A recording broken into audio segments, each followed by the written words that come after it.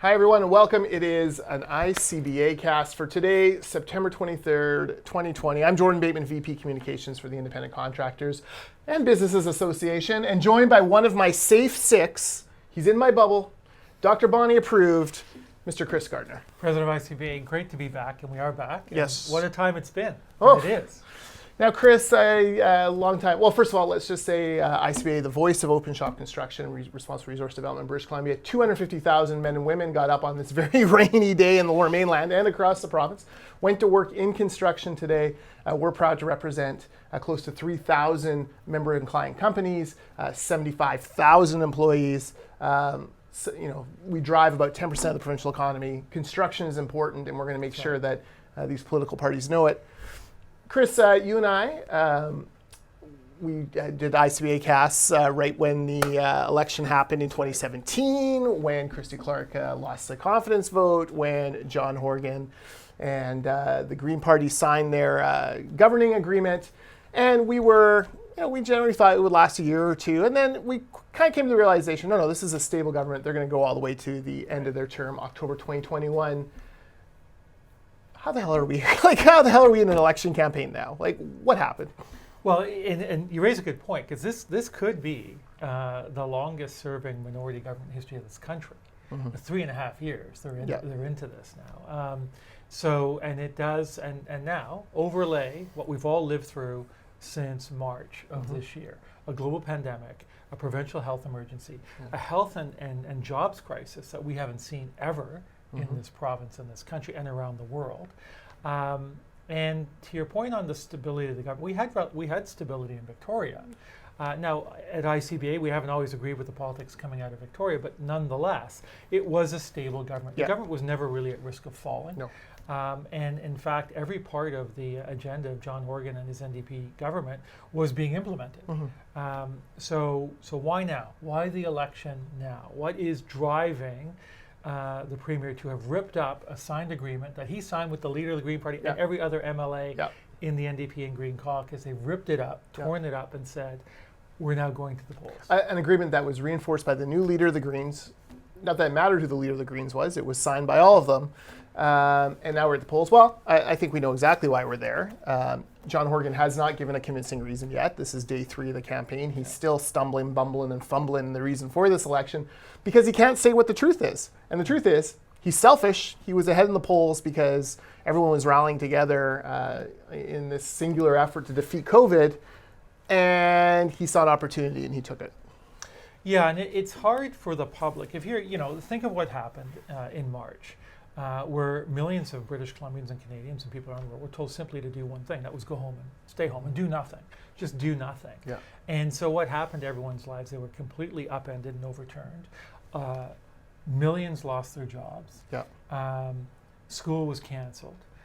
Every community event was canceled. Sporting events, amateur and professional, taken away. Graduations. Yeah. Arts and weddings. culture events. And then you had the overlay of hundreds of thousands of people dying from COVID-19 and families being unable to come together then and mourn them. People couldn't see their loved ones in seniors' care facilities. Hundreds of thousands worldwide, we should be clear. Yes. It has not been... Yeah, not just in British Not just in British Columbia, So it's been a tragedy of something that we will all remember for the rest of our lives. Yeah.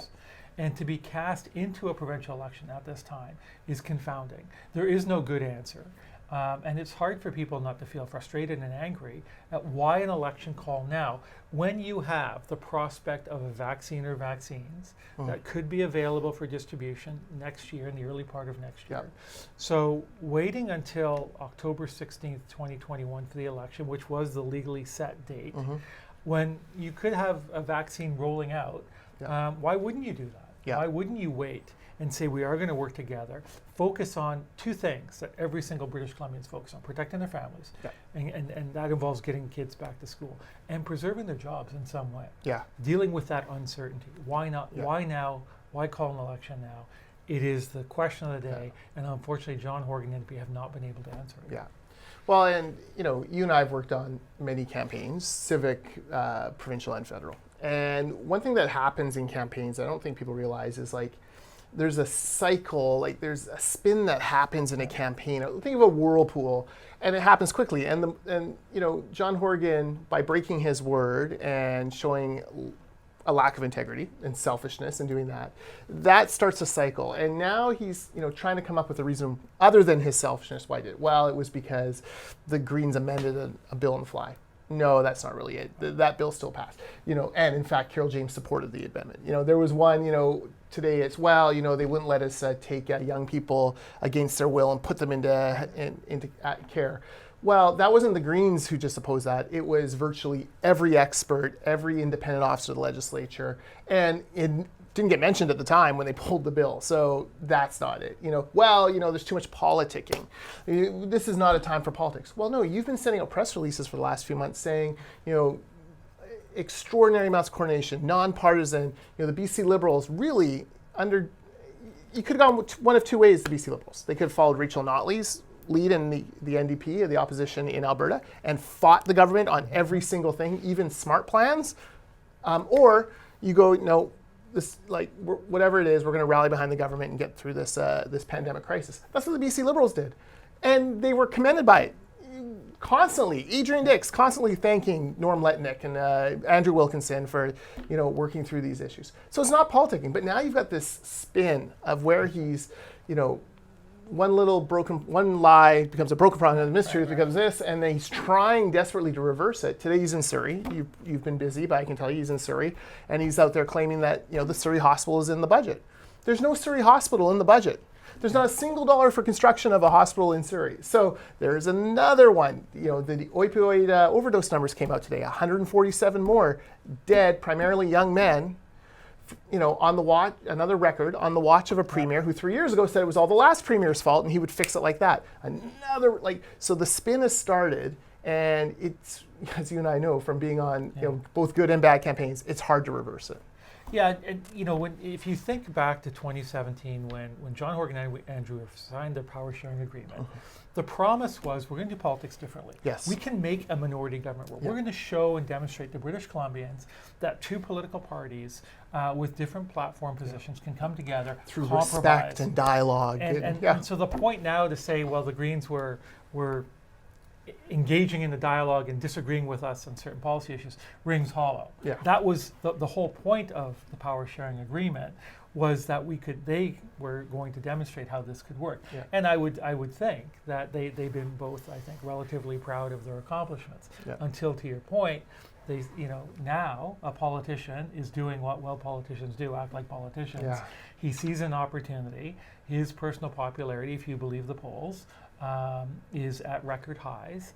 And polls in recent weeks have shown the NDP leading with a significant lead over the BC Liberals. So let's just, damn the torpedoes, we're going to go ahead and call this election because we can, and we think we will win no matter what. Yeah. And so now, to your point, the chickens could be coming home to roost in a way that if the NDP were counting on this goodwill no matter what, because we've done such a good job of handling the pandemic, to see them through this to a majority government, a strong majority government. I think the first few days, what we're seeing is British Columbia saying, hang on. Yeah. It's not a majority NDP government at any cost. Yeah. Our support for this government is not at any cost. And, I'm frankly more worried about my family, my kids going back to school, my job, than whether or not John Horgan gets a majority government. Yeah. So I think they're stuck. And so now, to your point, how do they, what's the channel changer? How do they move ahead and get onto a series of issues that they think will resonate with British Columbians? I don't know how they do it. It's not obvious. I think they're stuck. Today in Surrey, they brought out one of their MLAs, one of their candidates, to endorse John Horgan and explain that we can trust John Horgan. He's trustworthy. That MLA was Ginny Sims. Not sure that is the greatest endorsement you could possibly have. The other thing that's happening now is, John Horgan, for all the happy-go-lucky Horgan that we've seen and all the dad jokes and this kind of friendly personality he's tried to put out there, he's angry at the media. He's taken a beating. The past 2 weeks have been the worst 2 weeks of his administration. And he's starting to get just a little bit surly. He dismissed a question from a News 1130 reporter on schools and not getting enough information from the Ministry of Education to parents. He said it's not the Premier's job to keep schools safe. Well, that's going to haunt him over and over again. You know, there's the first the BC Teachers Federation have gone to the LRB saying there's unsafe work conditions in many schools. That's got to be all figured out. Yeah. WorkSafe BC today or yesterday received their first claim from a teacher saying, I got COVID out of school. That's going to be something that they're going to have to deal with. And you can't, as Premier, be like, wow, it's not my job to keep schools safe. Like, well, you know, the narrative coming into the fall was, what about, will there be a second wave? Yeah. And if you look at what's happening in other jurisdictions around the world, there clearly is, countries are now battling this second wave. They are going back to more strict shutdown measures. In Australia, in certain states in Australia, there are curfews. They've gone back to some of the protocols that we were living under in March, April, and May of this year, in terms of a complete shutdown. So you're seeing that in Europe. So there is a second wave in many jurisdictions. We have the Prime Minister of Canada making an address to the nation later on today. I suspect he's going to address this and say, we're concerned, we're worried, what we're seeing in terms of the uptick in cases in Quebec, in Ontario, in British Columbia. He will ring the bell of concern and worry. And what we have in British Columbia is a Premier saying, we're going to put all that aside to have an election. It doesn't make any sense. He can't answer the fundamental question of why now. And I think it's something that British Columbians are very frustrated about. He'll limp through the entire campaign on this, and whether they end up having 3 debates, as Andrew Wilkinson has challenged the other 2 leaders to, or 2 or 1, it will be the dominant question in those debates. Why are we here? We were all doing the right thing for COVID, and you blew it. And how can we trust anything you have to say from here on out? How do these people trust anything you say? And, you know, do I think that the call alone is switching over a huge chunk of his support? No, but certainly open the door, and people are going, I don't like this. There's something I don't like here. And that's the opening that the BC Greens and BC Liberals have been looking for. Yeah, and listen, let's give credit to the leader of the Green Party. She's been great. Who's handled this. She had, you know, very little profile. Andrew Weaver was really the dominant voice for the Green Party for many years. And she's pivoted to say, hey, hang on, the agreement was working. I still supported the agreement. She met with him on the Friday before the election, John Horgan, and said, to be clear, here's a letter. We support the agreement. Nothing has changed. Our signatures are still good and valid. We want to go through to October next year. And he nodded and took the letter, and then called an election on Monday without consulting his friends in the Green Party. So there's frustration. There's certainly cynicism, anger in some quarters about why now. It doesn't make sense in the middle of a provincial emergency, a global pandemic. So that question is going to need to be answered. But as we go forward, we're now in the middle of an election campaign. So ICBA, what we're going to do is what we did in the last campaign, which is talk about issues that matter to construction contractors, to small business owners, because a lot of construction contractors are small business owners, about what it takes to revive, ensure that construction stays strong, revive our economy, because ultimately British Columbians across this province are worried about their futures, about their jobs, about their financial security, about the safety of their family, and those are issues that we're going to address in the coming weeks, and you know, engage. We'll participate in that debate.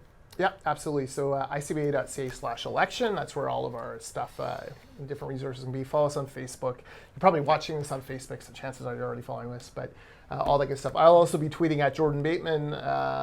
You know, kind of as things happen all day. There's always something in an election campaign.